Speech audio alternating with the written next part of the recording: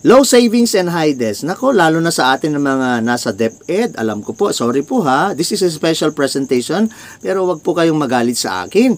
Marami sa atin baon sa loan. Okay? Yung iba, may credit cards din. Okay? Yung iba naman, most people don't know how to manage their debts. Their debts manage them. Okay? Marami sa atin.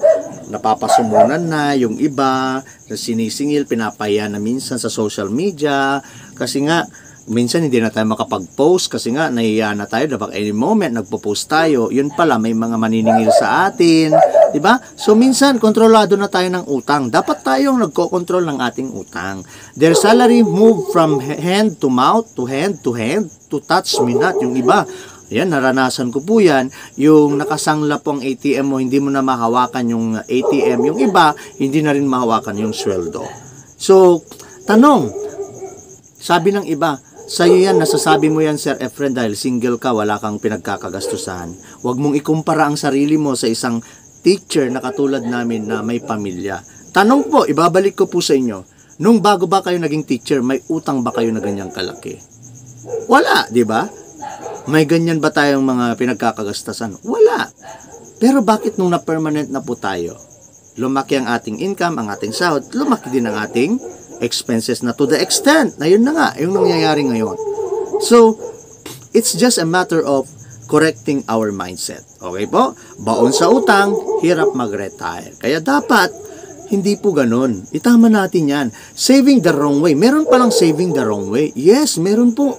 Marami, OFW, ilang taon sa abroad, maraming naipon, definitely maraming naipon na resibo. Teachers, professionals, seafarers end up with the nothing after ilang taon na ba tayo sa DepEd, mga kabaro. Diba?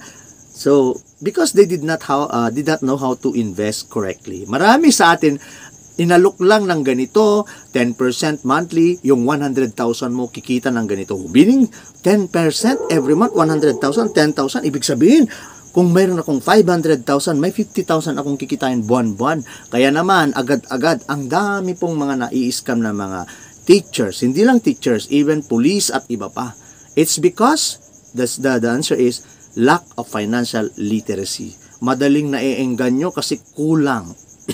Gusto kasi natin, marami sa atin yung instant na pagyaman ang gusto.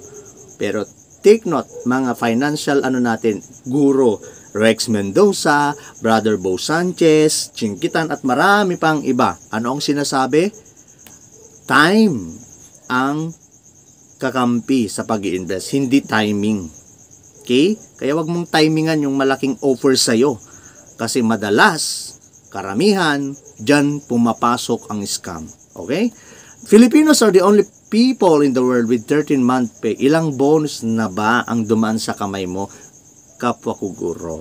Saan ba nakalagay, nakalaan? Katulad nito, magme-member ko, ang dami kong ino-offeran, mag-member lang sila 6,000, ang dami na nilang benefits, pero alam nyo po kung ano ang sinasabi lagi sa atin? Wala daw pang member. Pati, ma'am, yung bonus mo, sir, yung bonus mo, naiutang na daw. Diba? So, imagine, hindi pa natin nahahawakan, pero naiutang na natin. There is really something wrong with that mindset. 13-month pay. Yung iba, hindi makakuha ng healthcare dahil wala daw pang monthly. Katulad ko, wala akong pang monthly actually. Anong ginawa ko? Yung bonus ko ng 7 taon. Okay? Doon ko kinukuha, doon ko na iprenamis yung aking bonus. Kasi, yes, 13 years na ako sa DepEd.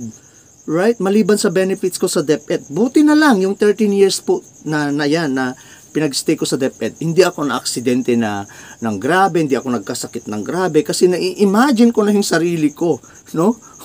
So ngayon, may peace of mind po ako. Bakit? Yes, dahil yung bonus ko nakalaan dyan. 7 years na bonus ko, isasakripisyo ko muna. Kapalit ng protection ko na anytime ngayon na may mangyari sa akin, may insurance ako, may healthcare ako pag nagkasakit ako. Pag hindi nangyari yan, may hinihintay po ako pagdating ng panahon. That is my investment. Aside sa mga DepEd, sa mga claims ko po sa DepEd pagdating ng panahon. Alright? So, ikaw po, kung nanonood ka ngayon, isa ka sa mga nanonood ngayon, teacher, mag-isip-isip ka po. Huwag mo akong kagalitan. Instead, take it positively. Oo nga, no? Ilang taon na ako sa DepEd. Diba?